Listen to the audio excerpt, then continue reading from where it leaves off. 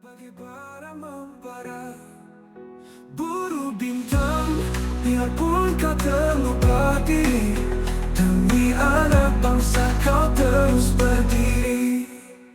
Cikgu Jason, Cikgu Jason. Salam sejahtera kepada semua pelajar Cikgu. So hari ini seperti yang telah Cikgu janjikan, Cikgu akan sampaikan tajuk yang kita akan belajar, yaitu di 3.2, yaitu pengurusan kredit dan hutang. Yang mana 3.1 itu hari itu kita sudah siap selesaikan. Jadi Cikgu harap kamu faham dan coba buat balik latihan yang telah Cikgu berikan sebelum ini dan coba ulang kajilah. Jadi untuk video Cikgu ini, apa yang perlu kamu buat sambil belajar ialah kamu kena sediakan buku teks di meja kamu bersama dengan buku kerja kamu lah ya, supaya kamu senang rujuk. Sebab di sepanjang pembelajaran ini Cikgu akan gunakan kedua-dua buku ini untuk rujukan kamu semua. Baiklah, saya minta semua pelajar buka buku teks di muka surat 73, yaitu 3.2 pengurusan kredit dan juga hutang. Jadi apakah yang Anda faham tentang kredit dan hutang? Coba kita perhatikan. Perkataan kredit boleh membawa kepada beberapa maksud. Dalam dunia keuangan, kredit ini bermaksud satu perjanjian kontrak antara pembekal, contoh dia bank ataupun institusi keuangan lah, dengan pengguna, yaitu kita sebagai pelanggan dorang lah.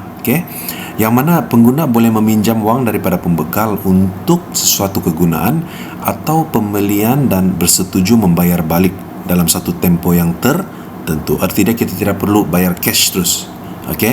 Dia bagi kita mungkin secara ansuran, kita boleh bayar perlahan-lahan tetapi dalam satu tempo yang tertentu.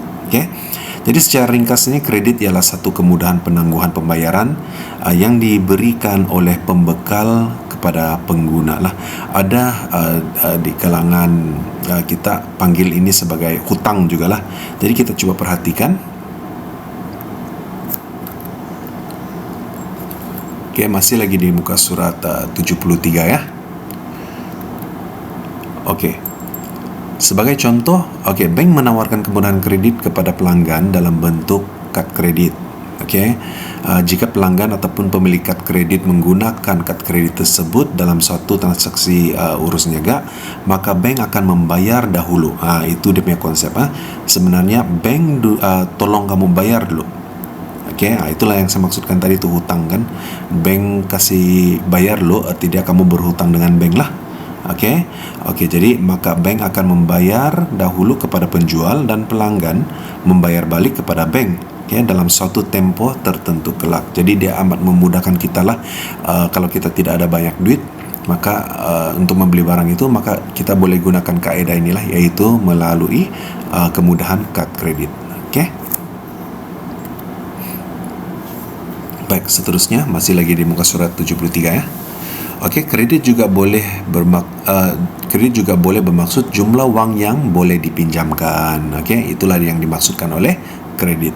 Contoh dia untuk kad kredit, jika had kredit kamu adalah 10.000, maka pemilik kad tersebut mempunyai kemampuan untuk membeli barang ataupun membuat transaksi sehingga 10.000 juga dengan kad kredit tersebut. Sebab itu kalau kamu tengok ada yang ramai-ramai pakai iPhone lah dan sebagainya, phone-phone yang mahal tu kan, sebenarnya kebanyakan di kalangan dorang itu bukan pun beli phone itu guna cash, yaitu 8.000 lebih contoh dia. Untuk membeli sebuah telefon, dorang hanya menggunakan kad kredit lah, dan mereka tidak bank kasih pinjam dorang duit, dan dorang akan bayar bank itu dengan ansuran, secara ansuran lah. Jadi apakah pula istilah hutang? Hutang biasanya membawa maksud suatu amount yang telah dipinjamkan tetapi belum dilunaskan, belum dibayar. Belum dibayar habis. Jika suatu urus niaga dibuat dengan menggunakan kad kredit, maka kredit pada kad itu akan bertukar menjadi hutang. Ialah kalau bank bagi kemudahan kita, tolong kita bayar, tapi kita tidak bayar balik kepada bank, maka itu akan menjadi hutang lah kepada kita. Itu maksudnya. Jadi belanjawan pribadi pula ialah anggaran pendapatan dan perbelanjaan seseorang individu untuk suatu tempo tertentu. Okey, jadi kita perlu ada satu belanjawan peribadilah supaya kita tidak terlebih menggunakan wang yang kita tidak ada. Itu contohnya. Okey, jadi amalan membuat belanjawan peribadi amat digalakkan supaya individu dapat yang pertama sekali merancang perbelanjaan secara berhemah. Kemudian bukan nampak barang terus mau beli, nampak barang terus mau beli. Okey, itu hanya akan menambahkan kita punya hutang. Jadi yang kedua ialah mengelakkan daripada berbelanjaan berlebihan, dan yang ketiga adalah membantu kita untuk menabung. Okey, baik, seterusnya kita coba perhatikan. Okey, masih lagi di buku teks muka surat 73 ya. Okey, jadi gambar-gambar ini coba kamu perhatikan. Okey, sebenarnya kad kredit ini kalau kita tidak pandai menggunakannya secara berhemah, maka inilah keadaan dia. Akhirnya dia akan kuncikan kita, dengan penuh hutang. So, kita perhatikan bagaimanakah Anda menguruskan kredit dan juga hutang dengan bijak, ataupun bijaksana.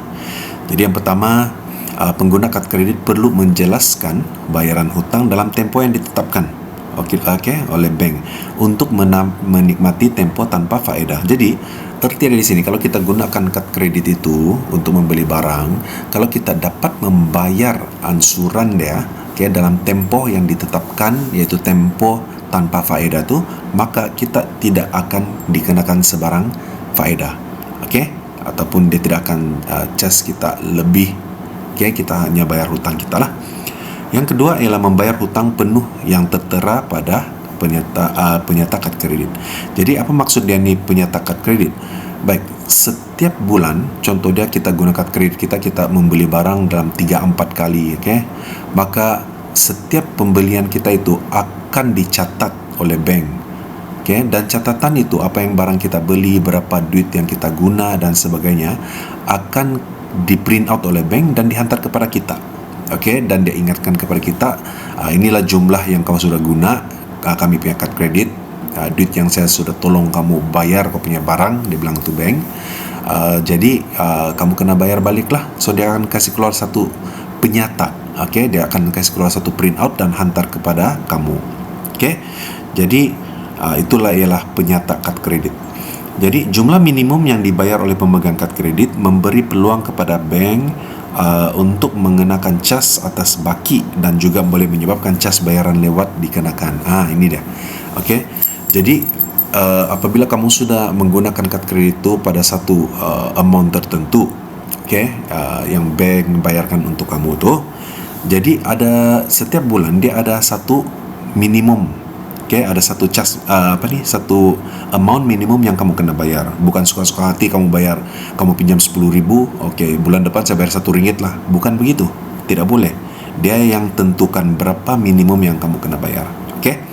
Kemudian kalau kamu lewat bayar, dia akan cas kamu lagi. Cas lewat bayar. Dan bertambahlah kamu punya hutang kamu dengan bank. Kemudian yang terakhir sekali yaitu membayar kepada tempo diskaun tunai bagi pembayaran hutang. So inilah cara untuk mengurus kredit dan juga hutang dengan bijaksana. Tolong ingat yang ini ya. Baik, seterusnya. Coba perhatikan di muka surat 74, di buku teks ya. Kita coba perhatikan dulu contoh ini.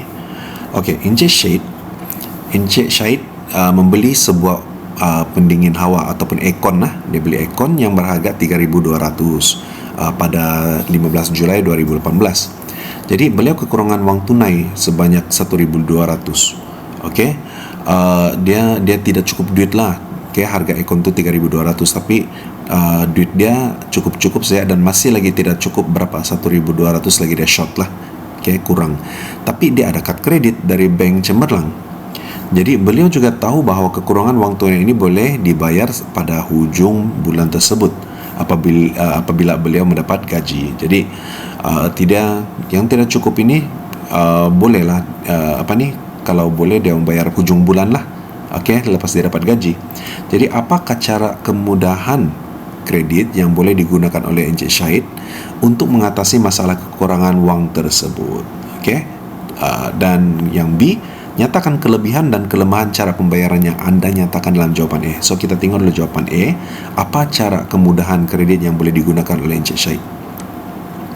Okey, cara dia, Encik Syahid boleh menggunakan kemudahan kad kredit. Kalau dia ada kad kredit, kalau dia mohon daripada bank, dia boleh gunakan kemudahan tu.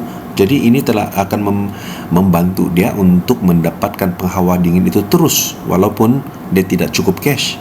Okay? Dia guna kad kredit, bank dulu yang bayar untuk itu kedai. So dia ada bawa baliklah tu aircon dia. Okay? Dia punya pendingin hawa tu. Kemudian apa kelebihan dia dan apa kelemahan dia? Okey, penggunaan kad kredit adalah lebih senang sekiranya Encik Syahid membayar balik kredit dia dalam tempoh tanpa faedah. Tidak macam saya bagi tahu tadi, ada satu tempoh yang apabila bank tolong kau bayar tu duit, kau kan bayar balik dengan bank kan. Jadi ada satu tempoh dia tu, selepas dia keluarkan penyata lah, kamu kena bayar pada tempoh tersebut. Contoh dia 15 hari. Kalau kau dapat bayar dalam 15 hari itu, maka kamu tidak akan dikenakan sebarang charge. Ini yang maksudkan. Okey. Baik, seterusnya. Di muka surat 75 buku teks. Okey, jadi apa yang kamu faham tentang kelebihan dan kekurangan kad kredit? Okey, baik. Penggunaan kad kredit semakin lazim, okey, semakin macam menjadi trend lah pada zaman sekarang. Sebagai pengguna adalah lebih penting untuk kita sedar dan memahami kelebihan dan kekurangan dalam menggunakan kad kredit. Okey, jangan sewenang-wenangnya satu hari nanti kalau kamu ada surat kad kredit, okey, menggunakannya secara tanpa terkawal. Jadi kad kredit ini dia ada kelebihan dan tapi pada masa yang sama dia ada kekurangan. Okey, dan kita lihat apa kelebihan kad kredit. Okey, pengguna kad kredit boleh menikmati sistem ganjaran dalam bentuk rebat tunai ataupun penembusan mata. Macam tu kalau kamu pernah dengar tu bonus link kan? Dia setiap kali kamu guna kad kredit tu, kamu boleh tebus mata untuk mungkin ganjaran lah, dalam bentuk ganjaran yang akan bank tawarkan kepada kamu. Hamper kah contoh dia lah, okey, ataupun bag kah, bag yang murah-murah lah begitu, okey. Lepas tu apa kelebihan kad kredit lagi? Tidak perlu membawa tunai yang banyak. Okey, kamu setiap kali kamu jalan tidak payah bawa cash. Kamu bawa kad tu saja. Okey, pun sudah memadai. Kaedah pembayaran yang mudah dan juga cekap. Okey, main kasih scan saya tit begitu, macam debit card lah kan. Okey, kalau mau bayar di Bataras, bayar di CKS, okey. Lepas dia senang lah, tidak payah lagi kamu kasih duit. Okey, kira lagi satu-satu. Kemudian kemudahan membeli barangan dan juga perkhidmatan atas talian. Okey, beli secara online. Okey, membeli barang secara online di Shopee contoh dia dan sebagainya. Itu adalah kelebihan kad kredit untuk membantu kamu sebagai orang punya pengguna ataupun pelanggan lah. Okey, baik. Apa pula kekurangan kad kredit? Kamu akan dibebankan dengan charge. Okey, seperti yuran tahunan, cas kewangan, ada faedah dia kenakan lah. Bukan senang-senang kamu pinjam. Contoh dia, kamu pinjam 5,000, terus kamu akan bayar 5,000 bulat-bulat secara angsuran. Bukan begitu. Dia akan charge kamu, okey, iaitu yang dipanggil sebagai charge kewangan ataupun faedah. Okey. Dan charge faedah pendahuluan wang tunai, lain-lain dia punya charge ni. Okey, dan charge bayaran lewat. Okey, ada banyak charge dia akan kenakan kau. Okey. Lepas tu apa kekurangan dia lagi? Berbelanja lebih daripada yang sepatutnya. Dan akhir sekali, sesetengah kedai tidak menerima pembayaran melalui kad kredit. Yang ini saya mau highlight. Apabila kita ada kemudahan ini, okay, kita tidak ada duit yang sebenarnya kita tidak ada duit, okay, untuk membeli satu barang tu. Tapi memenangkan kad kredit ini dia boleh bantu kita untuk membeli secara hutang. Inilah yang akan berlaku. Kita akan berbelanja lebih macam orang kaya, sedangkan duit itu kita hutang. Okay? So untuk kamu semua yang akan ke alam kerja ya, nanti bila sudah kerja, bila apply kad kredit itu, fikir dahulu 2-3 kali. Okay? Selepas ni kamu akan lebih teliti dengan apa yang cikgu maksudkan ini. Baik, sekarang coba tengok masih lagi di muka surat 75 buku teks. Okey, akan tetapi bukan semua individu ini layak untuk memiliki kad kredit. Jadi terdapat beberapa syarat yang perlu dipatuhi oleh seorang pemohon. Bukan senang-senang kamu boleh apply kad kredit ni, okay? Bukan semua orang boleh lulus. Syarat pertama, 21 tahun ke atas baru boleh dapat. Dan orang ada berpendapatan minimum 24,000 satu tahun. Jadi cuba kita kira okey, kalau 24,000 satu tahun dia punya gaji, kita bahagi 12 bulan, jadi kita akan dapat gaji bulanan dia. Paling kurang gaji bulanan mesti mau ada RM2,000. Kalau kamu punya gaji minimum 1,500, tidaklah dapat untuk apply kad kredit. Okay? So dia mesti ada 24,000 setahun dan memenuhi syarat-syarat lain yang telah ditetapkan oleh pihak bank lah. Contoh dia tidak bebas daripada hutang dan sebagainya. Okay? Lepas tu kamu perlu mempunyai penyata slip gaji atau dokumen sokongan. Mesti mau ada slip gaji. Jadi kalau kerja sendiri tu mungkin kena cari alternatif lain lah, bagaimana untuk supaya kamu dapat tunjukkan kamu punya penyata pendapatan agar kamu layak untuk memohon kad kredit ini. Okay? Kemudian pengguna kad kredit perlu mematuhi tanggungjawab sebagai seorang pengguna kad kredit apabila menandatangani borang permohonan kad kredit. Okay? Iaitu menandatangani kad kredit sebaik sahaja diterima. Lepas tu kena simpan kad kredit di dalam dompet supaya mudah sedar sekiranya ianya hilang lah. Okay?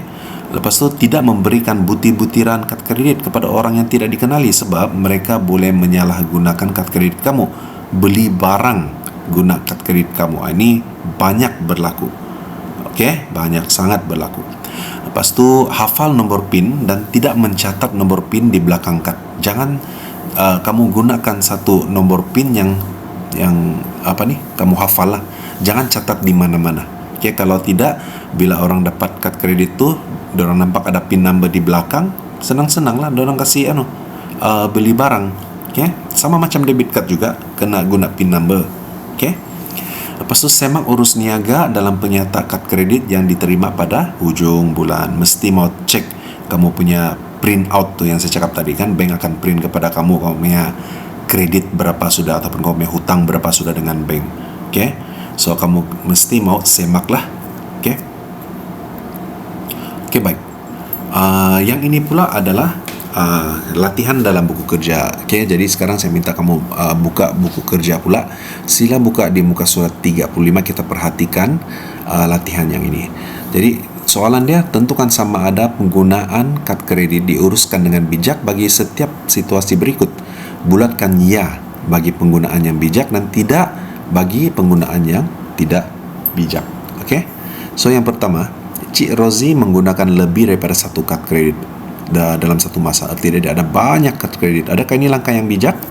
Dan jawapannya sudah tentu tidaklah. Satu pun cukuplah. Janganlah banyak-banyak kad kredit, nanti berhutang timbun-timbun mau bayar. Kemudian Encik Soh membuat pembayaran kad kredit sebelum tempoh faedah tamat. Okay? Sebelum tempoh faedah tamat, sebelum bank kasih cas kau. Okay? Yang tempoh 15 hari saya cakap tu kan. Jadi adakah ini langkah yang bijak? Yes lah. Okay? Kemudian menikmati ganjaran yang ditawarkan oleh penggunaan kad kredit. So ini sudah tentulah. Okay? Dia ada tawaran ganjaran. Lepas tu Encik Samian membayar bayaran minimum saja untuk penggunaan kad kredit. Dia tidak bayar lebih. Okay? Contoh dia, kalau kau ada hutang RM5,000, kamu bayar RM250 saja satu bulan. Ini contohlah yang diminta oleh bank. Ini tidak wajar lah, sebab bila kamu bayar minimum sahaja, kamu akan berhutang lebih tu nanti. Okay, apa maksudnya nanti cikgu akan jelaskan lah. Kamu akan dikenakan faedah-faedah yang mana kamu bayar setiap bulan, sekali tengok hutang tu tidak berkurang-kurang. Itu masalah dia. Okey, jadi yang ini adalah sudah tentu tidaklah langkah yang tidak bijak. Okey. Kemudian yang kelima, Puan Maria menggunakan cara auto debit untuk membayar bilnya setiap bulan. Arti dia kad kredit ni biasa kalau kita mau bayar, kita pergi dia punya mesin lah, bank punya mesin tu, kita bayar cash di sana kan. Okey, di mesin bank tu. Tapi kadang disebabkan oleh kesibukan kita, apabila kita sudah start bekerja, sibuk, kita lalai, lupa dan sebagainya. Jadi Puan Maria ni dia guna cara auto debit. Arti dia ada satu bank gaji, contoh dia lah bank gaji, yang mana dia buat penolakan secara tetap lah setiap bulan untuk bayar kad kredit ni. Artinya dia tidak perlu risau. Masuk saya gaji, terus otomatik bank akan bayar kepada bank yang satu lagi yang bagi kamu kad kredit itulah hutang kamu, dia tolong kamu bayar. So adakah ini langkah yang bijak? Sudah tentu. Okay, so inilah jawapannya, tolong buat semakan ya. Okay, baik. Kemudian masih lagi buku kerja di muka surat 35. Soalan dia, okay, jadi apakah kelebihan atau kekurangan kad kredit berdasarkan pernyataan yang diberikan? Ada kelebihan ataupun tidak ada kelebihan. Okey, coba kita tengok. Pembayaran boleh dibuat tanpa tunai. So ini kalau kita tidak ada cash, dia boleh bantu, maka ianya satu kelebihan lah. Okey, mudah terbelanja melebihi kemampuan. Okey, jadi adakah ini satu kelebihan? Sudah tentu bukanlah. Okey, sebab kita mana mau lebih belanja kan, nanti hutang pun lebih. So itu merupakan satu kelemahan. Sesetengah kedai tidak menerima pembayaran melalui kad kredit. So ini pun merupakan satu kelemahan seperti yang telah kita bincangkan. Boleh menikmati sistem ganjaran, ini satu kelebihan. Okey, macam yang bonus link yang cikgu cakap tadi lah. Boleh dikenakan faedah dan juga charge. Okey, kamu punya hutang, kamu akan dikenakan faedah, lepas tu macam-macam jenis charge. Ini adalah satu kelemahan penggunaan kad kredit lah. Lepas tu memberi tempo bayaran balik tanpa faedah. Okey, ada satu tempo apabila kamu hutang, kalau kamu bayar dia punya minimum itu dalam tempo tersebut, maka kamu tidak akan dikenakan apa-apa faedah, okey, ataupun charge. Jadi ini satu kelebihan lah. Okey, tapi kalau selepas lebih daripada tempo yang ditetapkan itu, maka kamu kena bayar sudah, dia akan charge kamu macam-macam. Okey. So yang ketujuh, mudah digunakan untuk pembelian atas talian. Ya betul. Okey. So kadar faedah yang tinggi ini merupakan satu kelemahan yang ada pada credit card. Okey. Baik, coba tolong semak kamu punya latihan. Okey, baik, kita teruskan. Sekarang balik kepada buku teks muka surat 76. Apa yang kita akan belajar? Ini dia. Apakah yang Anda faham tentang kesan pembayaran minimum dan pembayaran lewat bagi penggunaan kad kredit? Tadi kita ada belajar banyak kelebihan kad kredit ini kan. Sekarang kita tengok pula, kalau kamu bayar minimum sahaja yang ditetapkan, ataupun kamu lewat bayar, ataupun kamu tidak bayar hutang kamu itu, hutang kad kredit itu, apa yang kesan dia akan terjadi kepada kamu? Pemilik kad kredit akan menerima satu penyata keuangan untuk kad kredit setiap bulan. Dalam penyata tersebut, ini yang print out saya cakap tadi itulah, okay, dalam bentuk kertas dihantar dengan kamu di alamat tempat tinggal kamu ataupun office kamu. So dalam penyata tersebut terdapat butiran seperti hard kredit, okay, maksimum berapa kamu boleh pakailah, tariknya, lepas tu tarik itu penyata dikeluarkanlah, jumlah terkini kamu punya hutang, jumlah bayaran minimum yang kamu kena jelaskan, paling sikit berapa, jenis-jenis charge dan juga sebagainya. So dia complete lah, dia bagi tahu kamu, okay, tentang penggunaan kad kredit kamu pada bulan tertentu itu. Kemudian pemilik kad seharusnya membayar jumlah terkini, okay, ataupun hutang kad kredit dengan segera supaya tidak dikenakan sebarang charge kewangan. Ini adalah pengguna yang bijak, okay. Jadi tetapi bank memberi kelonggaran dengan membenarkan pengguna membayar dalam satu tempo tertentu yang dikenali sebagai tempo tanpa faedah. Biasanya tempo ini adalah selama 15 hingga 20 hari lah ya. Okey, mulai daripada tarik penyata itu dicetak.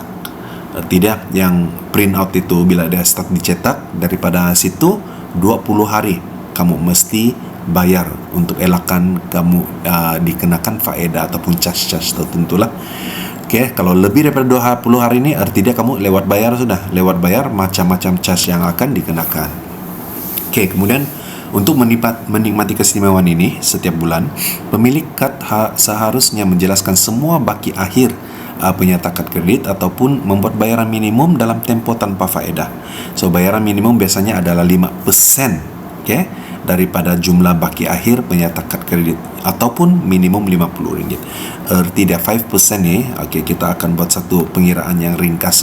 Contoh dia 5% tu kan, katakan kamu sudah membeli satu barang harga dia RM5,000, kamu hutang lah dengan bank RM5,000 kan.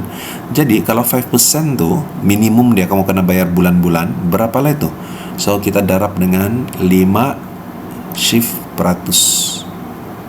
Mana sudah butang peratus tu? Juga tidak berapa nampak ini nah. Okay, so duit yang kamu hutang darab dengan 5%, maka inilah bayaran minimum kamu bulanan.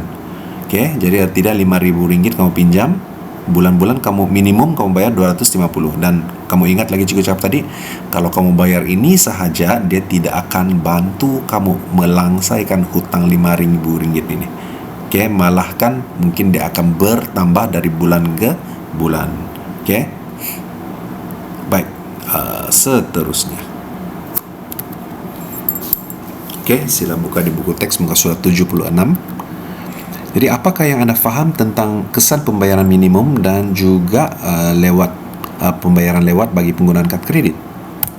Okey, jika masih terdapat baki daripada jumlah terkini selepas tamat tempoh tanpa faedah tu, caj kewangan ataupun dia punya faedah yang dikenakan tu kan ke atas baki tersebut adalah dalam kadar harian. Okey, dalam kadar harian Okey, kebanyakan bank mengenakan kadar faedah tahunan ini di antara 15% sehingga 18%. Tinggi tu. Okey, ini dia punya kadar dia charge kamu 15% to 18% per annum ataupun annually. Okey, dalam setahun. Lepas tu tambahan itu, jika tiada sebarang pembayaran dibuat dalam tempoh tanpa faedah, dia yang 20 hari tadi dia nyatakan tu kan, kalau kamu langsung tidak bayar, selepas tu dia akan cas kamu lah lewat bayar, iaitu minimum RM10. Minimum RM10, bukan maksimum, minimum RM10, atau 1% daripada jumlah baki, 1% daripada jumlah baki yang kamu belum langsaikan itu, daripada tarik dia di print lah. Itu penyata, okay, yang cikgu menyatakan tadi itu. Okey, baik. Ini contoh dia paling coba dengar Encik Ahmad dia menerima penyata kad kredit dia pada Januari 2019. Okey, daripada Bank Sentosa lah. So penyata itu menunjukkan Encik Ahmad mempunyai jumlah terkini. Baki tertunggak dia berapa? Oh, dia ada baki ataupun hutang 5,200 dengan bank akibat daripada menggunakan kad kredit dia lah. Okey, anggap bahawa Encik Ahmad tidak menggunakan kad kredit dalam bulan Februari. Januari dia punya penyata keluar, dia masih gunalah kan. Februari itu dia tidak menggunakan sudah. Okey, jadi soalan dia, berapakah bayaran minimum yang harus dibayar oleh Encik Ahmad? Okey, baik. Apa yang kita buat? Kita tahu bahawa jumlah terkini dalam penyata itu ada 5,200 dia punya hutang kan. So 5%, kalau kau masih ingat tadi 5% kalau didarabkan dengan 5,200, okey, kamu akan dapat 260. Maka inilah dia punya minimum, kadar minimum. Dan kalau kamu perhatikan, jumlah ini dia melebihi RM50 kan, iaitu kalau kamu ingat tadi itu dia nyatakan RM50 ataupun bayaran minimum. So kalau dia melebihi RM50, maka dia kena bayar RM260 itulah, iaitu dia punya nilai minimum tu. Okey, baik. Kalau dia punya contoh dia 5% tu kamu kira daripada baki dia, kamu dapat contoh dia RM40. RM40 saja. Sedangkan dia sudah tetapkan RM50 minimum kan, kamu kena juga bayar RM50 dan bukan RM40 itu. Okey, boleh faham? Dalam kes ini dia lebih daripada RM50, so dia kena bayar minimum dia 260 lah. Okey.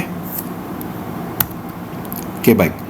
Kemudian soalan B, jika Encik Ahmad hanya membuat bayaran minimum untuk bulan Januari dan tarik penyata ialah 15 hari daripada tarik tamat tempoh tanpa faedah. 15 hari saya ni tarik tamat tempoh tanpa faedah.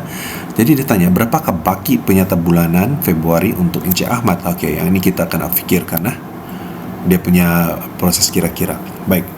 Pertama sekali kita kena faham baki belum lagi dia bayar itu belum dijelaskan adalah 5,200, nampak ni 5,200 dan dia tolak dengan bayaran minimum dia.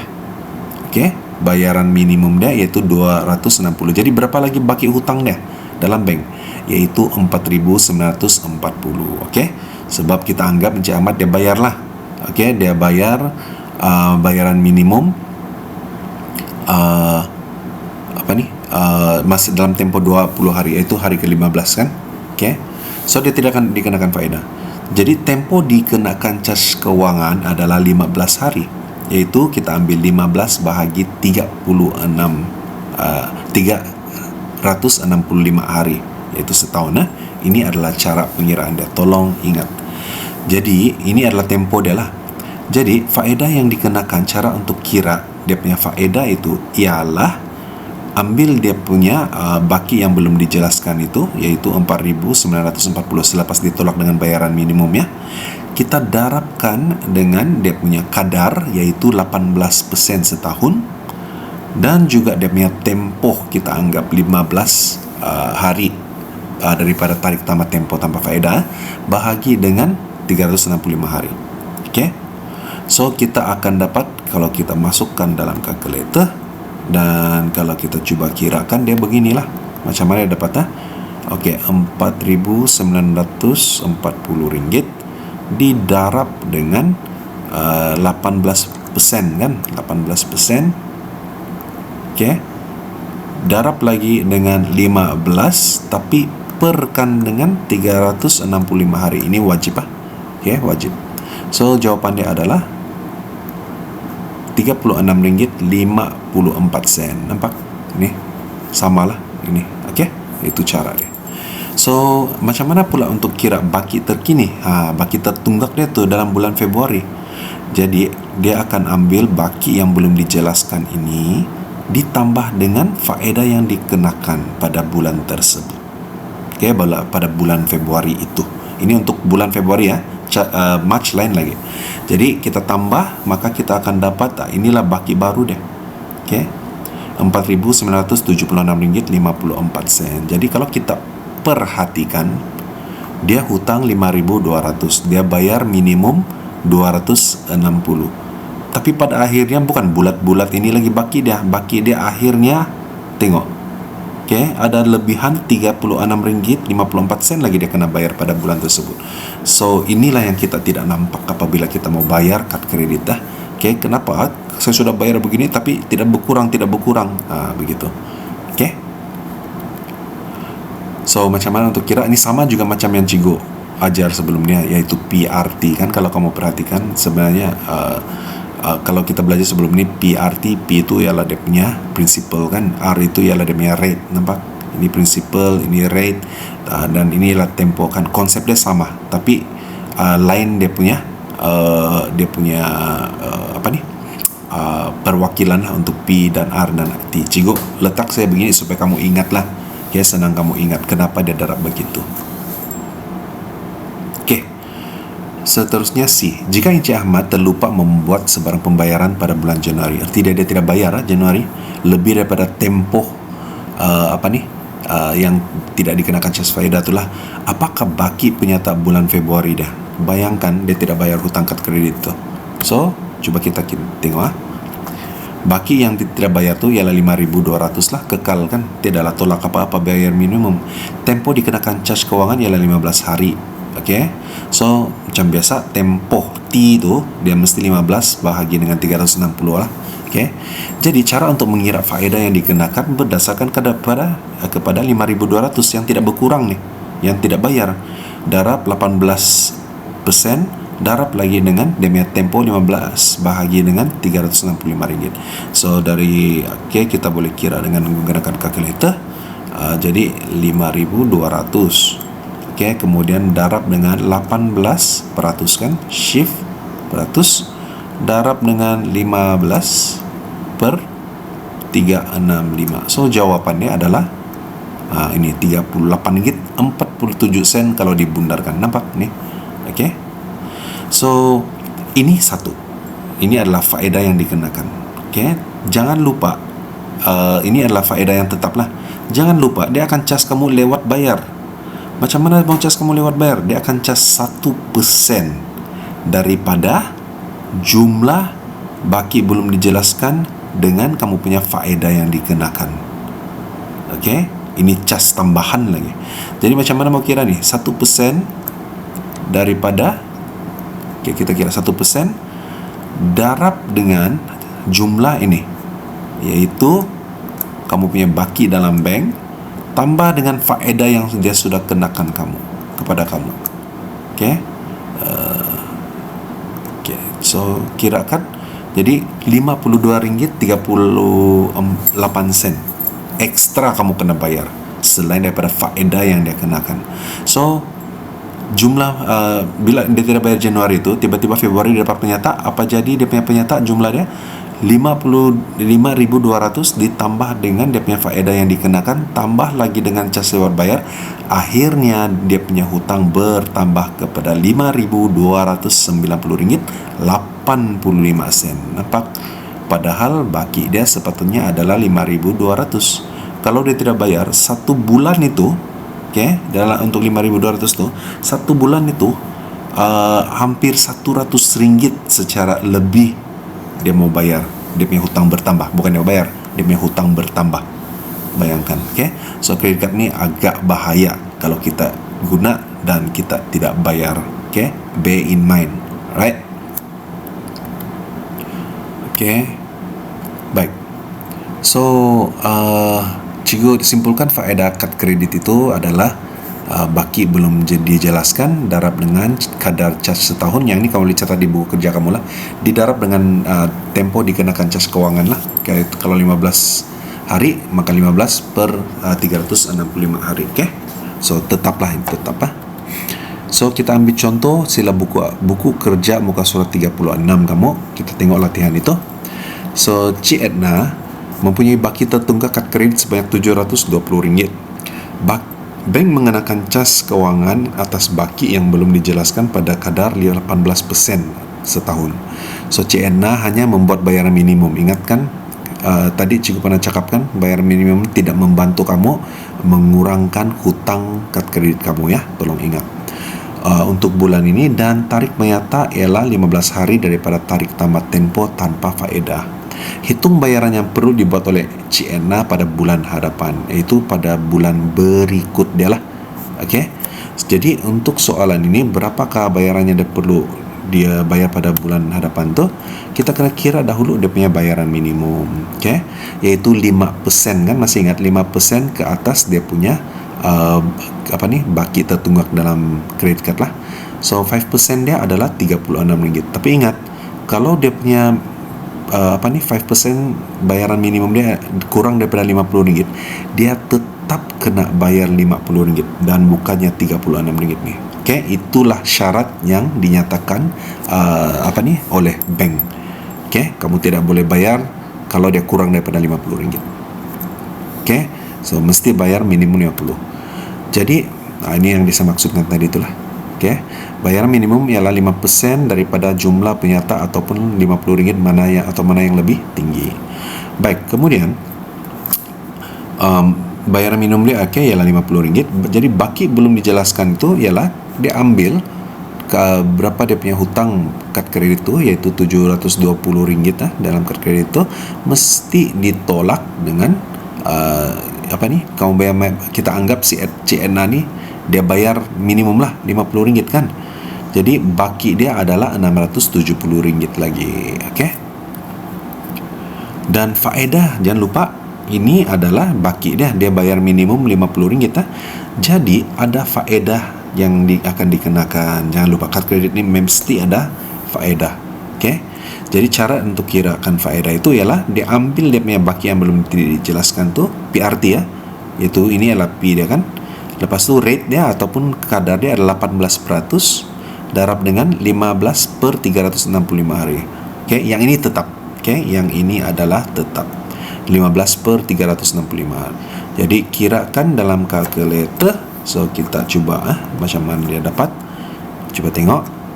670 darab 18%. Boleh juga saya buat beginilah. Kalau saya tidak mau buat 18%, main type saja. Tutup. Kemudian darab lagi dengan 15 per 365. Tutup kurungan. Jawapannya SD RM4.96. Jadi inilah faedah yang dikenakan oleh bank kepada Cik Edna lah. Apabila dia mempunyai baki kredit sebanyak RM7.20. Ini faedah dia. Yalah, memang tidak banyak kalau hutang sekadar RM7.20, kan? Tapi ini dia bayar minimum. Kalau dia tidak bayar minimum, lagilah banyak. So bayaran pada bulan hadapan macam mana kamu agak? Yes, kita ambil dia punya baki belum dijelaskan Rp670 ditambah dengan yang inilah, okey, faedah dia. So inilah kamu akan dapat, dia kena bayar pada bulan yang berikut dia, bulan hadapan punya bil. Okey. Okey, baik. Untuk latihan kamu, okey, yang ini. Masih lagi di buku kerja, buka surat 36 ya.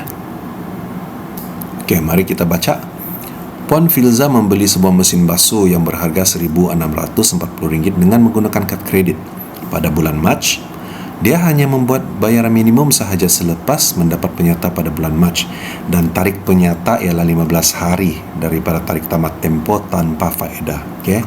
So 15/365 lah, dan jangan lupa. Jadi bank mengenakan cas kewangan 18% setahun. Jadi kita anggapkan Puan Filza ni tidak menggunakan kad kredit sebelum dan selepas pembelian mesin basuh itu. Sebelum dan selepas dia tidak menggunakan kad kredit lah. Ini saja dia guna, okay, untuk membeli mesin basuh itu. Jadi hitung jumlah terkini dalam penyata bulan April untuk Puan Filza, iaitu bulan berikut dia lah. Dia beli bulan Mac, so bulan April apa yang akan tulis di penyata dia. Okey.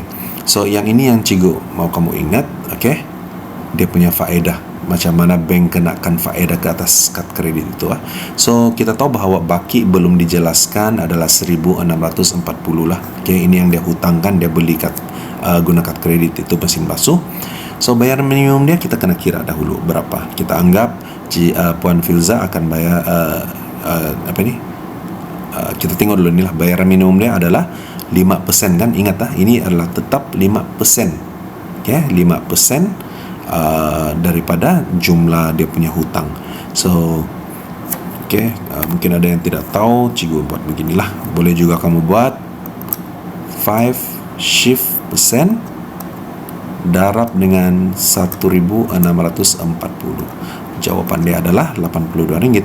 Okey, begini. Okey, baik. Kemudian okey, jadi kita tahu bahawa bayaran minimum ialah 5% daripada jumlah penyata atau RM50. Mana yang lebih tinggi? So, dia perlu bayar RM50 ataupun RM82. Sudah tentu RM82 lah. Mana yang lebih tinggi? Okey. Okey, so baki belum dijelaskan. Okey, andai kata Puan Filza ini dia bayar minimum RM82. So, kita tolak RM82 itu daripada dia punya hutang, maka dia masih ada baki RM1.558. Okay. Dan jangan lupa mesti ada faedah yang akan dikenakan, iaitu berdasarkan kepada baki semasa dia selepas dia bayarlah RM82 ini. Jadi macam mana mau kira? Inilah nih. Okay, baki belum dijelaskan 1.558 darab dengan ini dia punya kadar faedah 18% setahun. So 18%. Okay, 18% darab dengan dia punya tempoh, iaitu 15/365 hari. Okay, so kamu akan dapat RM11.52. Inilah faedah yang dikenakan oleh bank terhadap hutang Puan Filza, iaitu 1.640. Jadi jadi inilah dia punya faedah. Okey, inilah faedah yang dia kena bayar. Okey, so macam mana mau cari jumlah terkini dalam penyata bulan April untuk Puan Filza? Jadi apa yang kita buat? Okey, kita hanya ambil kalkulator, kita ambil baki belum dijelaskan 1.558 ditambah dengan ini faedah yang dia dikenakan RM11.52. So dia tidak ada lewat bayaran sebagainya kan. Jadi amountnya penyata yang yang akan keluar pada bulan April itu adalah RM1.569.52. Okey, cikgu tidak tertulis dia punya jawapan akhir di sini. So tolong tulis jawapan akhir dia di tempat kamu tu ya. Okey, di dalam buku kerja kamu ini tolong lengkapkan. Ini jawapan akhir dia. Okey, baik. Seterusnya, sila rujuk muka surat buku kerja muka surat 36. Okey. Oh, ini dia juga nih. Sekejap sorry, ada pula cikgu tulis di sini. Jadi ini dia punya faedah tadi tu kan, RM11.52. So tambah sajalah. Nih. Oke, pada slide yang seterusnya pula juga simpan. Oke, jadi inilah yang akan tertara ataupun tertulis ataupun tercetak dalam dalam print out dari bank lah pada bulan April. Oke, RM1,569.52. Baik, kita akan teruskan. Masih ini buku kerja buka surat 37 ya. Ini adalah latihan ke contoh, kita coba perhatikan. Encik Azmi mempunyai baki tertunggak kad kredit sebanyak RM980. Jadi bank mengenakan cas keuangan sebanyak 80% setahun ke atas baki yang belum dijelaskan untuk 15 hari. Masih ingat lagi nih. Okay. So dia tidak membuat sebarang pembayaran dalam tempoh tanpa charge kerana masalah keuangan. Inilah yang saya cakap nih. Bila kita tidak cukup duit, kita tidak dapat bayar kad kredit itu, maka hutang akan bertambah. Jadi berapa bertambah hutangnya nih? Sama-sama kita kira. Charge bayaran lewat yang dikenakan oleh bank pula adalah 1% daripada baki belum jelas ataupun minimum RM10. Okay. So berapakah jumlah bayaran yang perlu dibuat oleh Encik Azmi pada bulan hadapan? Jadi pertama sekali, seperti yang kita buat tadi, kita kena tahu dahulu baki yang belum dijelaskan berapa? RM980. Inilah utang dia dengan bank. So, langkah yang kedua, kita kira apa sudah tadi? Faedah. Okay? Ini adalah faedah yang dikenakan oleh bank lah, iaitu 18% per annum. Okay? 18% darab dengan dia punya baki tertunggak, kemudian didarab lagi dengan dia punya tempoh, iaitu 15/365. Okay? So, kamu akan dapat faedah yang dikenakan ke atas baki dia adalah RM7.25 sahajalah kan. Tapi jangan lupa, itu adalah faedah biasa, faedah yang tetap. Dia tidak bayar, dia lambat bayar. So ada lagi charge dia.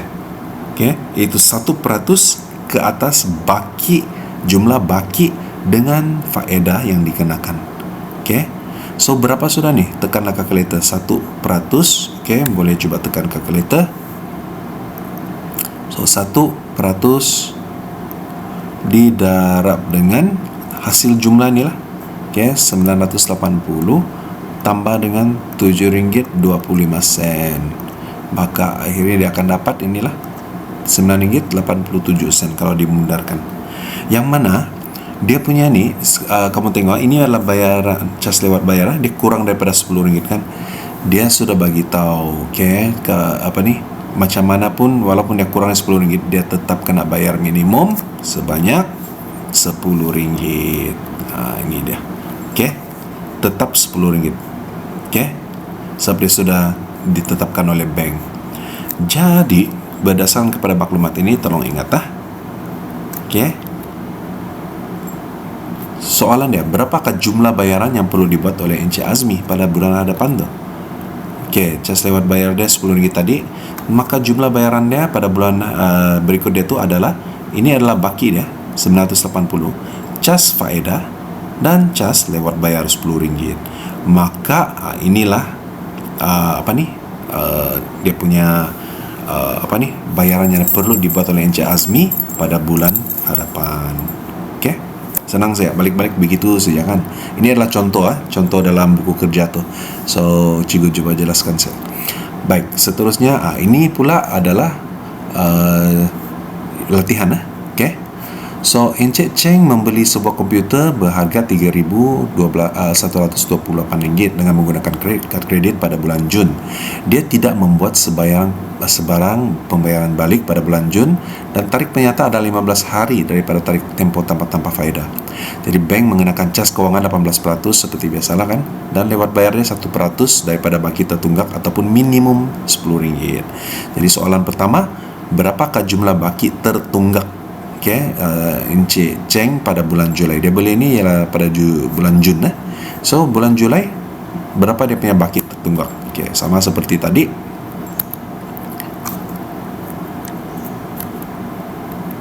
Baki belum dijelaskan adalah RM3,128 kan.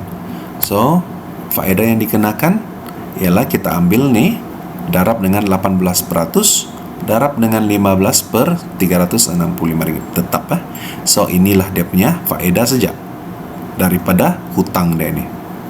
Okey. Jadi jangan lupa dia dia cas lewat bayar, dia tidak bayar lah dalam tempo yang dia terlebih sudah tuh tempo yang ditetapkan tuh kan. So cas lewat bayar adalah 1%. Ini kita boleh anulah 1% ke atas jumlah baki yang belum dijelaskan dengan dia punya faedah. So Rp31.51. Nampak ini dengan ini, dia hutang ini, tapi ini ekstra dia. Nampak dia kena bayar pada bulan itu, bulan berikutnya. Jadi jumlah baki tertunggak pada bulan Julai adalah ini, dia punya baki tambah dengan ini, tambah lagi dengan ini, akhirnya kamu akan dapat Rp3.182.65. Nampak beza dia nih. Asalnya dia hutang ini, akhirnya dia kena bayar yang ini. Banyak tuh, bukan sedikit, banyak. So tolong tulis, semak jawaban kamu untuk buku kerja nih, latihan ini. Dan untuk soalan B, jika Encik Cheng dia jelaskan bayaran sebelum tarik tempo tamat tanpa faedah, berapa yang dia boleh jimat? Oh, dia kasih bayar habis demi hutang sebelum tempo tamat faedah kan? Jadi tadi kita sudah kira dia punya balance pada bulan Julai itu adalah Rp3.182.65 kan. So apa yang so jika menjelaskan bayaran balik sebelum tempo tamat, berapakah yang dia boleh jimat? Kalau dia bayar cash, yang ini dia bayar cash, maksud dia berapa dia boleh jimat. Sedangkan sekarang disebabkan dia bayar lambat kan, dia kena bayar ini kan. Kalau dia bayar cash, dia jelaskan sebelum tempo nih, berapa dia boleh jimat? Rp54.65 dia boleh jimat. So dia tolak lah. Untuk dapatkan berapa penjimatan yang sepatutnya dia dapat kalau dia bayar awal, dia langsaikan utang tuh sekaligus. Sekarang dia sudah rugi. Nah, ini dia rugi. Right. Kemudian Cikgu harap kamu masih boleh ikut Bagaimanakah Anda mengira bayaran balik pinjaman dan bayaran ansuran? Habis sudah tentang kad kredit. Sekarang kita pergi kepada pinjaman. Apa maksud pinjaman dan juga bayaran ansuran? Yang ini lebih kepada loan lah. Contoh dia rumah, kereta, apalagi yang boleh loan. Tadi itu kredit card kan? Jadi kamu tidak bolehlah guna kredit card untuk membeli cash sebuah kereta kan? Melainkan kamu betul-betul kayak kredit card kamu tuh betul-betul besar dia punya pinjaman bank boleh bagi, barulah kamu boleh guna kredit card untuk beli kereta. Tapi biasanya kita akan apply loan lah untuk membeli rumah ataupun membeli aset ataupun membeli kereta ya. Jadi setiap pinjaman akan dikenakan faedah ke atas pinjaman dari tarik pinjaman itu dilakukan. Terdapat dua jenis kaedah pengiraan faedah pinjaman, yaitu faedah kadar sama rata sama kaedah faedah atas baki. So ada dua untuk pinjaman ini. Jadi baki pinjaman wujud setelah menolak bayaran pendahuluan dan juga ditambah dengan jumlah faedah yang dikenakan. Manakala ansuran bulanan pula ialah jumlah amount yang dibayar oleh peminjam kepada pihak bank setiap bulan bagi menjelaskan baki pinjaman. Baik, kita perhatikan. Pertama sekali, ada dua kan dia cakap faedah kadar sama rata dan juga faedah atas baki. Kita perhatikan dahulu faedah sama rata. Apa maksudnya? Dalam kaedah faedah sama rata, kadar faedah akan dikira pada jumlah pinjaman asal sepanjang tempo pinjaman. Pinjaman asalnya saja. Jadi jumlah faedah yang dikenakan setiap bulan adalah tetap tidak ada kenaikan. Kalau dia cakap CCM RM350 setiap bulan, memang RM350 lah itu dia akan bayar setiap bulan sampai habis hutang. Itulah yang dimaksudkan dengan faedah sama rata. Baik, sila rujuk buku teks muka surat 78. So, dalam kaedah faedah sama rata, kadar faedah akan dikira ini yang cikgu nyatakan tadi ya.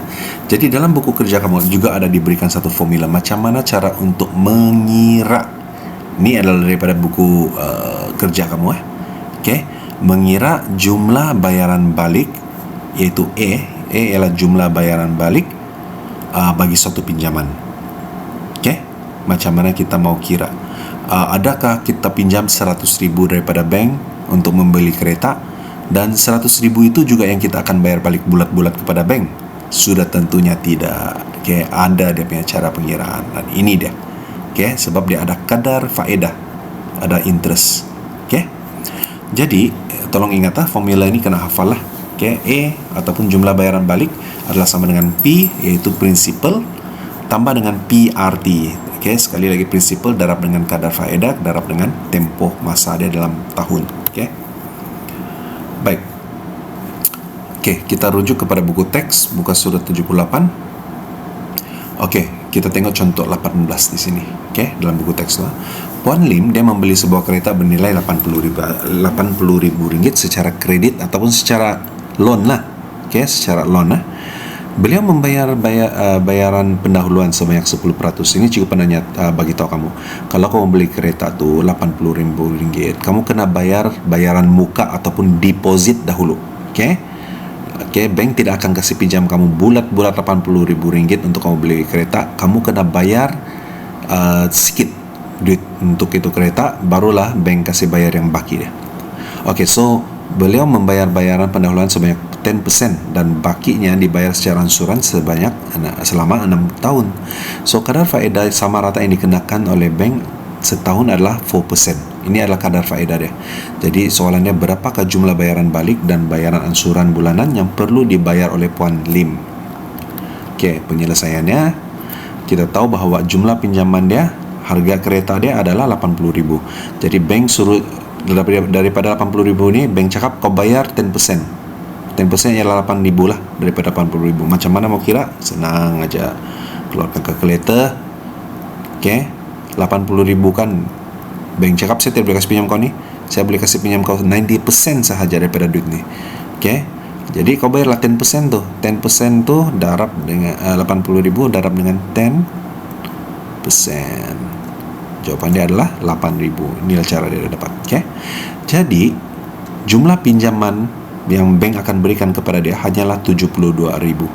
Dan RM8,000 tu dia kena bayar sendiri. Guna cash, carilah di mana-mana. Okay? Ini adalah jumlah pinjaman. Jadi macam mana mau kira kadar faedah jumlah bayaran balik dia dan ansuran bulanan dia berapa? Okay, inilah. Kalau orang beli kereta, kalau ada berniat mau beli kereta, ingatlah yang ini. Okay? Jadi kamu kena kira dahulu faedah untuk 6 tahun yang kamu loan. Dia sebenarnya ada 6 tahun, 5 tahun pun ada. Tengok berapa lama kamu mau loan kereta itulah. Semakin lama kamu bayar kamu loan, semakin kecil dia punya CCM ataupun bayaran bulanan dia. Tapi semakin pendek kamu loan tahun tu, semakin besarlah dia punya bayaran bulanan. Okay?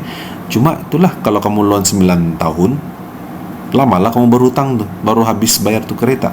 Tapi kalau kamu loan 6 tahun, sekejap saja 6 tahun sudah habis bayar tu kereta, tapi bulanan dia agak mahal daripada yang 9 tahun. Inilah contoh dia.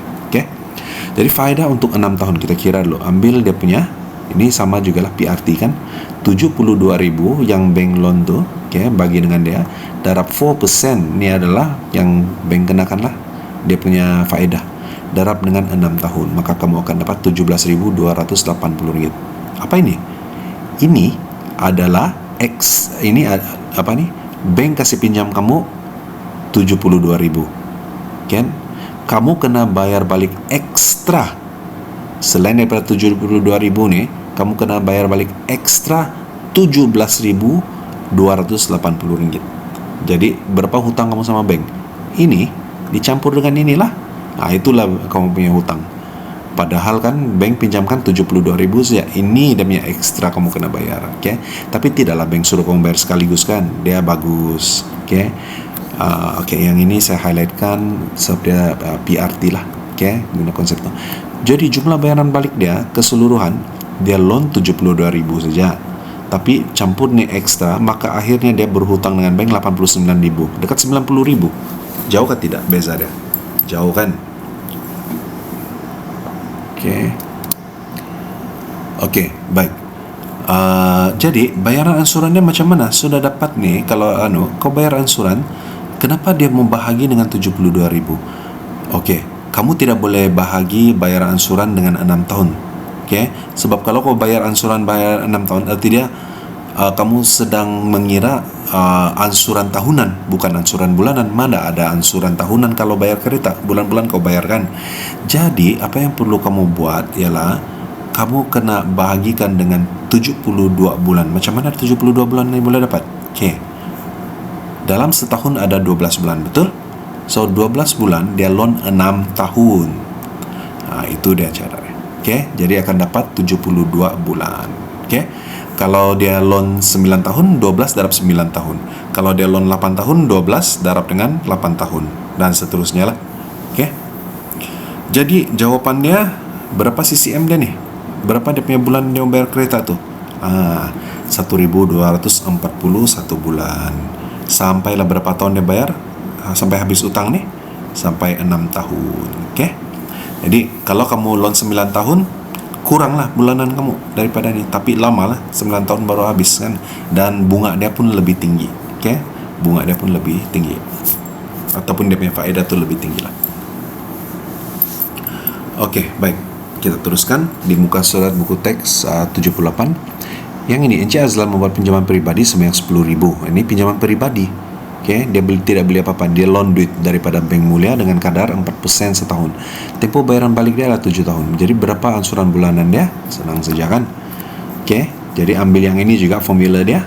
Kita tahu bahawa P dia adalah 10,000 demi pinjaman 4% dan 7 tahun. Ingat 7 kena darab 7 tahun, tidak, yang ini tidak perlu darab. Kita kira demi jumlah bayaran balik guna inilah. Ini formula dia. Jumlah bayaran balik dia adalah P 10,000 tambah PRT iaitu 10,000 darab kadar darab bilangan tahun iaitu 7 tahun lah. So kamu akan dapat 12.800. Jadi put it this way lah. Dia pinjam 10,000, akhirnya dia kena bayar balik 12.800 dalam bentuk ansuran selama 7 tahun. Ini yang total dia lah. Jadi ansuran bulanan dia, kenapa 84 bulan? Sekali lagi cikgu tanya kamu, kenapa? Sebab dia loan selama 7 tahun nih kan. Dia loan 7 tahun, so 7 darab 1 tahun tu 12 bulan. Dia bayar ansuran bulanan kan, so dapat 84 lah. Jadi bahagi 84 bulan. Jadi bulan-bulan dia kena bayar berapa? Ini dia. RM152.38 untuk 7 tahun. Setiap bulan kena bayar lah. Setiap bulan bayar RM152.38. Baik, kita teruskan. Yang ini adalah contoh dalam buku teks buku rujukan, buku kerja, iaitu di muka surat 38. Tolong tengok. Norin membeli sebuah kereta bernilai 84,000. Jadi dia bayar 10% lah. Sebagai wang pendahuluan. Semua bank akan, ni reality ya, semua bank akan minta kamu bayar 10% daripada jumlah yang kamu mau beli itulah. So sekali lagi, macam mana dia dapat 84,000 darab dengan 10%. Ini kalau soalan ini tidak bagilah. Kalau ada soalan dia bagi, syukurlah. So dia dapat 8.400 ya. Jadi baki dia mendapat pinjaman dari bank untuk tempoh 7 tahun dengan kadar faedah sama rata. Kadar faedah sama rata 2.96%. Berapa bayaran ansuran bulanan yang dibayar oleh Nordin? Jadi first of all kita kena guna formula A sama dengan sebelum tu kita tengok dulu berapa jumlah pinjaman dia. Jumlah pinjaman dia, harga kereta tu 84,000 tolak 10% yang dia sudah bayar pakai duit cash sendiri. Jadi utang dia adalah 75.600 ya. Jadi ini adalah jumlah bayaran balik dia. Kita kira dulu jumlah bayaran balik dia adalah E sama dengan P tambah PRT. So P dia adalah hasil daripada tolak ni lah. Dia punya pendahuluan. So kira semua dalam kalkulator. So jumlah bayaran balik dia adalah RM91,264.32. Jadi macam mana mau kira dia punya ansuran bulanan? Berapa tahun dia loan? 7 tahun. So bahagi dengan 7 tahun darab 12 lah, ataupun 12 bulan darab 7 tahun. Maka kamu akan dapat inilah dia punya ansuran bulanan RM1,086.48. Baik, kita akan teruskan lagi. Masih di muka surat ini muka surat buku kerja 38 lah. Cik Sofia membuat pinjaman peribadi sebanyak 25,000 dari Bank Permai dengan kadar faedah 5.8% setahun. Tempoh bayaran balik adalah selama 8 tahun. So hitung ansuran bulanan yang akan dibayar oleh Cik Sofia. So ini pun sama, guna formula yang sama. Okay, dia pinjam 25,000. Okay, so yang ini dia tidak bayar wang pendahuluan. Okay, dia tidak nyatakan, dia tidak bayar 10% kan. So direct sajalah. Okay, jadi berapa ansuran bulanan dia? Okay, ini total loan yang dia kena bayar bersama dengan dia punya faedah. Jadi kita ambil sahaja dia mau bayar 8 tahun, so 8 kali 12 lah kan. Okay, hitung ansuran bulanan. Oh, dia tidak tertulis lah. Jadi kita kira sendiri. Okay, tolong tulis dalam buku kerja kamu, ini sebagai tambahan, tidak ada dalam slide ini ya. Okay, jadi cara untuk mengira. Okay, tengok ansuran bulanan Rp36,600. So masih ingat lagi, bahagi kan, bahagi dengan berapa tahun dia bilang? 8 tahun. So 8 kali 12 bulan. Jadi jawapan dia adalah bulanan dia Rp381.25. Okay, jadi kesimpulan dia, Cik Sofia dia pinjam 25,000 daripada bank. Jadi dia kena bayar bulan-bulan sebanyak Rp381.25 selama berapa tahun? 8 tahun. Okey. Okey, baik. Soalan kedua. Encik Ramesh meminjam sejumlah wang daripada Bank Bakti dengan kadar faedah 4.9% setahun. Tempoh bayaran balik dia adalah selama 6 tahun. Ini pun sama jugalah ya. Dan faedah yang perlu dibayar, okey, ini dia bagi kamu faedah. Kan dia bagi kamu faedah dan bilangan tahun, dia lain sedikit lah maklumat yang dia berikan. Jadi faedah untuk 1 tahun itu, okey, kita kira dulu kena kira faedah untuk 1 tahun adalah 8.820 dibahagi dengan 6 tahun. Jadi 1 tahun berapa dia punya faedah? Ini lain sedikit. So kita kena cari faedah dia, iaitu faedah untuk 1 tahun ini adalah jumlah faedah sepanjang pinjaman, iaitu 8.820 bahagi dengan bilangan tahun pinjaman, iaitu 6 tahun. Okey. Jadi kita akan dapat 1.470. Okey. Jadi ada satu lagi cara macam mana untuk mengira faedah yang dikenakan, iaitu kita ambil dia punya kadar faedah yang dikenakan setahun 4.9% darab dengan jumlah pinjaman kan. So cara dia yang ini kita gantikan dengan 1.470 di sini. So kita coba kirakan, ini kita anggap sebagai X lah ya. So berapakah nilai X atau pinjaman dia? 30,000. Inilah jumlah pinjaman dia. Jadi cikgu sudah ajar kamu, boleh juga kita guna kalkulator. Okay, di langkah ini kan 1470 alfa sama dengan 0.049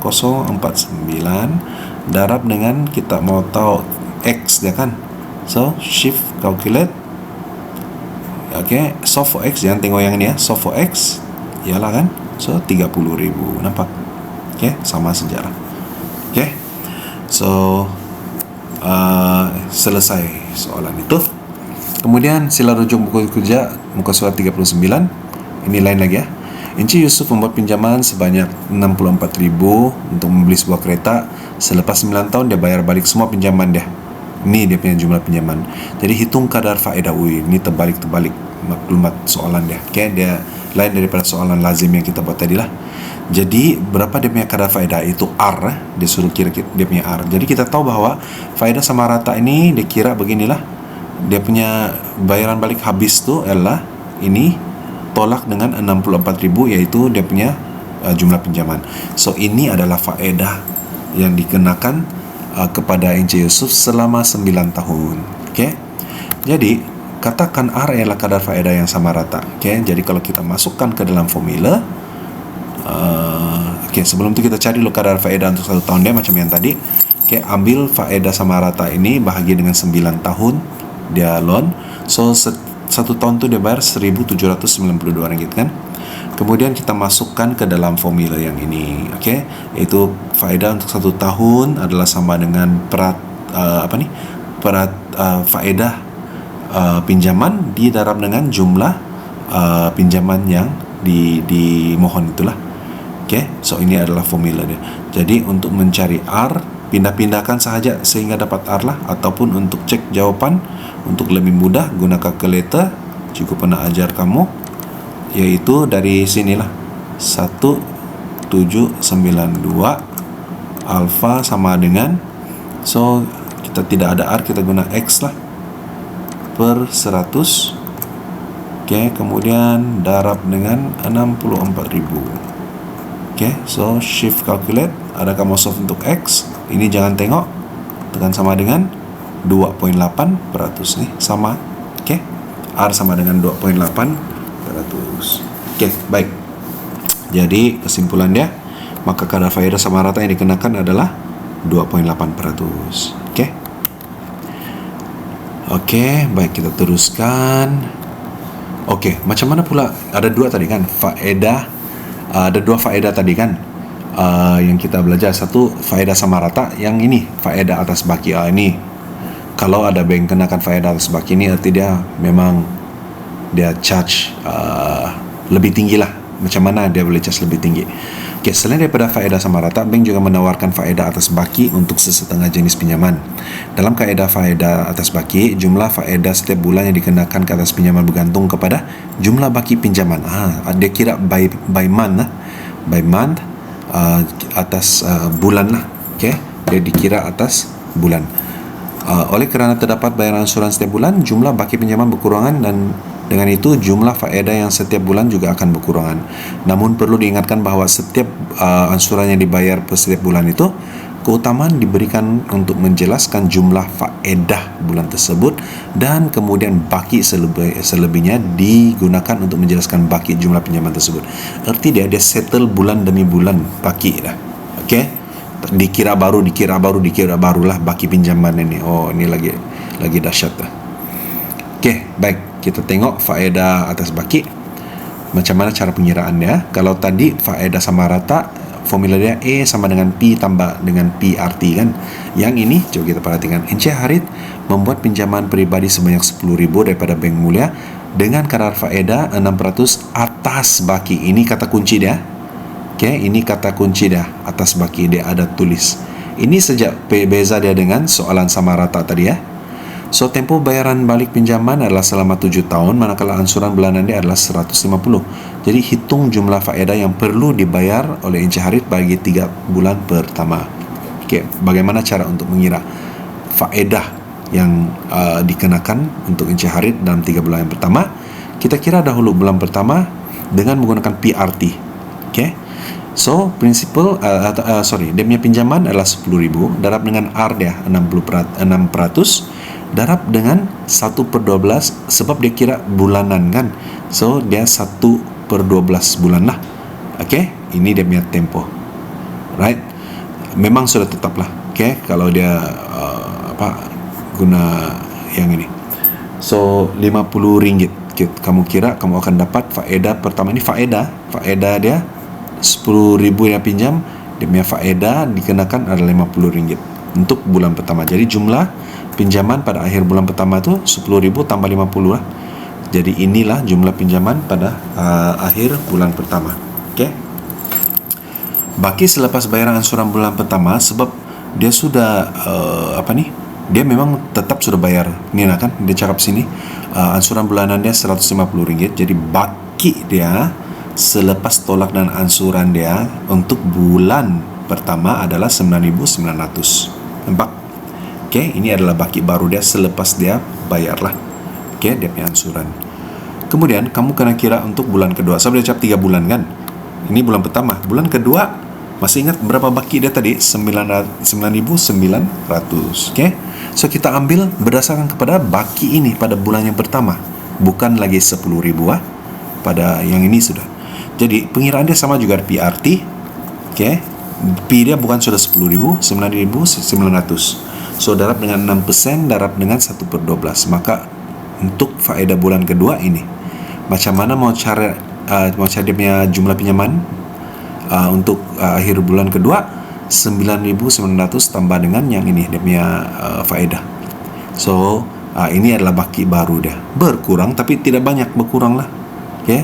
Jadi logik dia di sini, dia bayar faedah yang dikenakan atas baki dia berlainan setiap bulan, tidak sama. Okey, bukan 50 dia berkurang atas baki. So baki selepas bayaran angsuran bulan kedua, okey, kita anggap dia bayar 150 bulanan tetap ni dia tulis. Jadi baki dia adalah RM9,799.50. Ini adalah bulan kedua. Jadi dia akan ambil baki yang ini untuk bulan yang ketiga. Okey. Ni dah. Okey. Jadi sama juga PRT. Ingat saja kalau untuk atas baki ini kamu kena buat beginilah. Kalau dia cap 2 bulan, buat 2 bulan saja lah. Kalau 3 bulan, buat 3 bulan lah. PRT.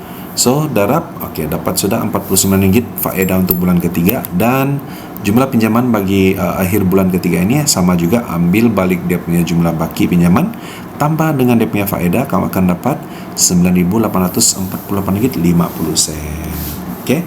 Jadi berapa jumlah faedah yang perlu dibayar oleh Encik Harit ni untuk 3 bulan pertama?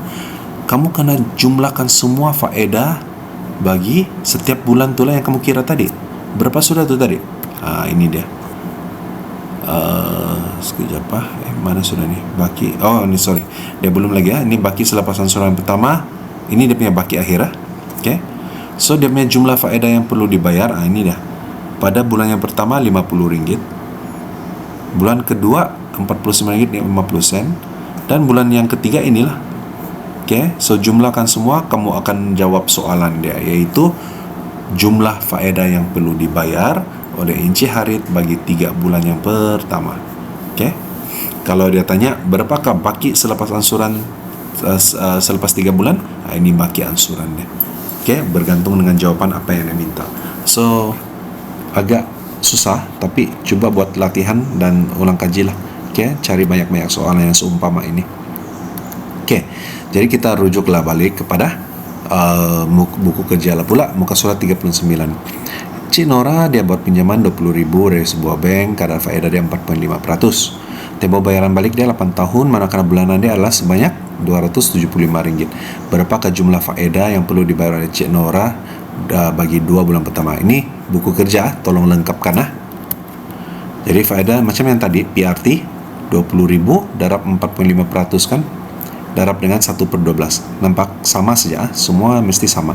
Jadi faedah dia untuk bulan pertama RM75. Okay. Jumlah pinjaman pada akhir bulan pertama iaitu RM20,000 mesti ditambah dengan dia punya faedah lah. Ini adalah jumlah pinjaman dia pada bulan pertama. Okay.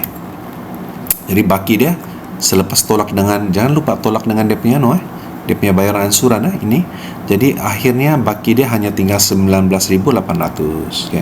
Boleh agak sudah untuk faedah bulan untuk pinjaman bulan kedua. Bulan kedua sama saja. Okay. Faedah untuk bulan kedua dia ambil atas baki yang bulan pertama lah. Okay.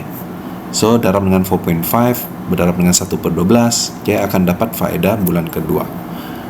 Kemudian jumlah faedah bagi 2 bulan pertama, ambillah RM75 tambah dengan RM74.25. Maka inilah jawapan dia. Sebab soalannya berapa jumlah faedah perlu dibayar oleh Cik Nora pada 2 bulan yang pertama. Okay, so basically itulah dia punya baki atas faedah atas baki. Tolong ingat faedah atas baki ini kebanyakan soalannya biasanya dia akan tanya berapa jumlah faedah yang dia kena bayar 2 bulan yang pertama, 3 bulan yang pertama. So kamu hanya tambahkan sahaja dia punya jumlah faedah. Baik, seterusnya kelas, coba kita tengok contoh 21 ini di muka surat 80 untuk buku teks. Pindah lagi di buku teks. Amira ingin membeli sebuah kereta dan telah membayar wang pendahuluan sebanyak RM4.800. Baki bayaran akan dijelaskan melalui pinjaman kendaraan. Ini harga dia. Nyatakan kelebihan dan kekurangan pinjaman kendaraan yang dipilih oleh Amira. Apa kelebihannya? Bayaran balik pinjaman kendaraan adalah secara angsuran. Dia tidak payah cash bayaran RM48,000. Siapa ada duit begitu banyak kan? Okay, cikgu pun tidak. So, bolehlah bagus ansur-ansur. Tidak perlu membayar sekaligus dengan tunai. Okay? Tapi apa keburukannya? Kalau kamu tidak bayar, kereta boleh ditarik. Ini dah 3 bulan. Okay? Lepas tu jumlah bayaran balik adalah sangat tinggi disebabkan faedah. Dia bukan bayar bulat-bulat 48.000.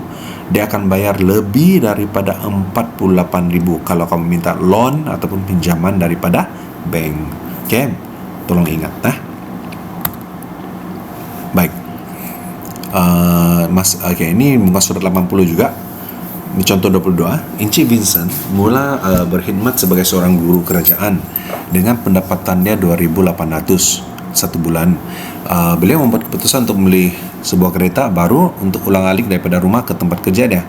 Beliau menghubungi 2 buah bank untuk mendapatkan pinjaman sebanyak 40,000. 2 buah bank yang berbeza. Selain itu, setiap bulan dia perlu bayar 1,500 untuk menampung perbelanjaan yang lain. Berikut adalah package pinjaman yang ditawarkan oleh 2 bank. So, bank A tawarkan 40,000 sama saja amount loan. Tapi satu itu ialah 9 tahun dia kasih tawarkan untuk bayar balik pinjaman. Satu itu 6 tahun. Selain daripada itu, ada perbezaan dari segi kadar faedah. Nampak? Kalau 9 tahun lebih panjang ni rendah kadar faedah dia. Tapi kalau 6 tahun, dia 5% lah, lebih tinggi. Tapi ingat, ini adalah berdasarkan bilangan tahun Kena darab 9 tahun tu kan. Ini kena darab 6 tahun saya. Itu dia. Penjamin tidak perlu, bank B perlu. Apa maksud penjamin ni? Kalau kau yang buat loan, kau tidak bayar, penjamin kamu yang akan bayar. Itu dia. Tapi kalau kamu buat loan, bank cakap saya perlu penjamin, tapi kau cakap kau tiada penjamin, maka bank tidak akan bagi kamu buat pinjaman. Okey, dia cakap dia mesti mau ada penjamin, baru dia akan luluskan tu loan. Okey.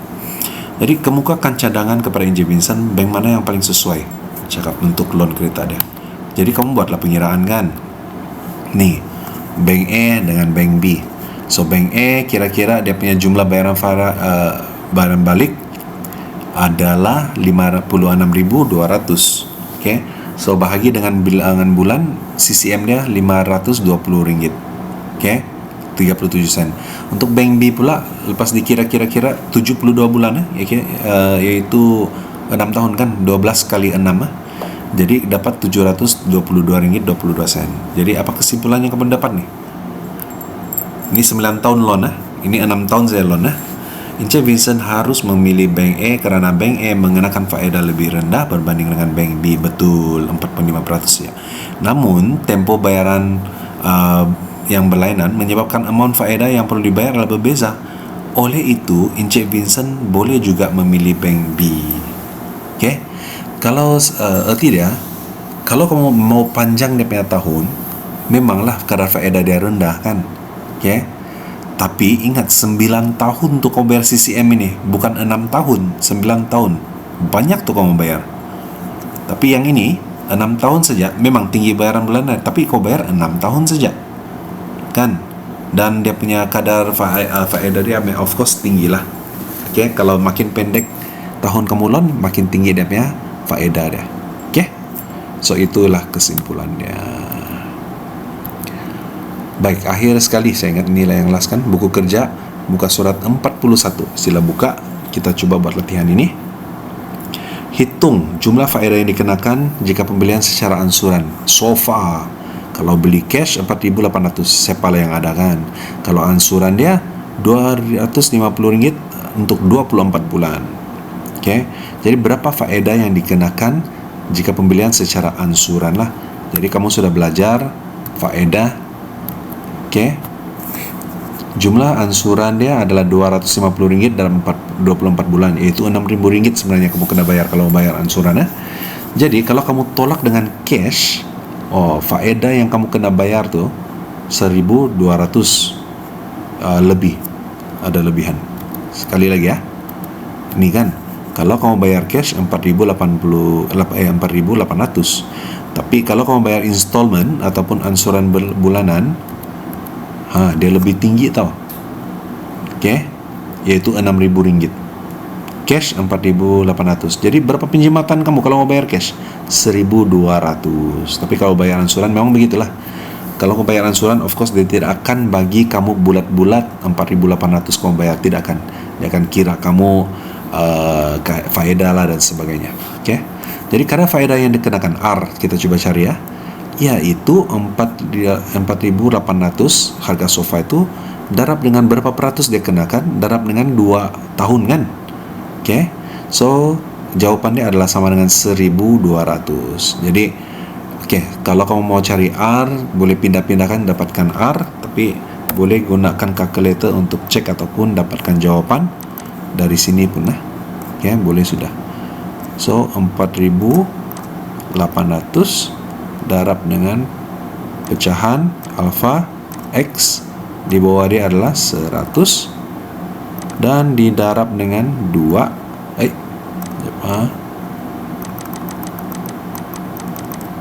didarab dengan 2 alfa sama dengan 1200. So shift calculate, jangan tengok yang ini, tekan sama dengan 12.5%. Itulah dia punya R. Boleh? Maka kadar faedah dia adalah 12.5%. Itu saja. Baik, so Cikgu harap kamu akan siapkan buku kerja kamu, sebab setiap latihan yang Cikgu jelaskan di sana semua ada kira habislah tu buku kerja tu untuk bab 3. Tolong siapkan dan Cikgu ucapkan all the best untuk kamu punya peperiksaan pertengahan tahun. Semoga semua mendapat manfaat daripada video Cikgu ini. Dan kalau kamu rasa video ini sekiranya bermanfaat, tolonglah subscribe channel Cikgu. Jadi itu sahaja daripada Cikgu. Sekian dan terima kasih.